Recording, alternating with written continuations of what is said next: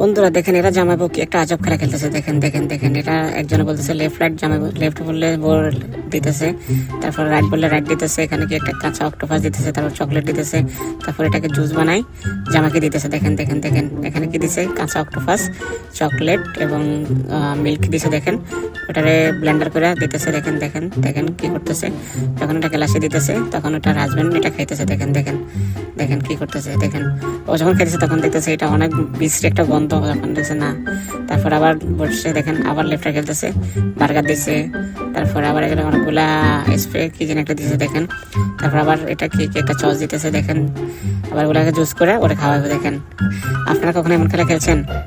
দেখেন আমি তো জীবনও খেলবো না, এত পচা জিনিস কেউ খাই? দেখেন দেখেন এমন বাজে একটা খেলা।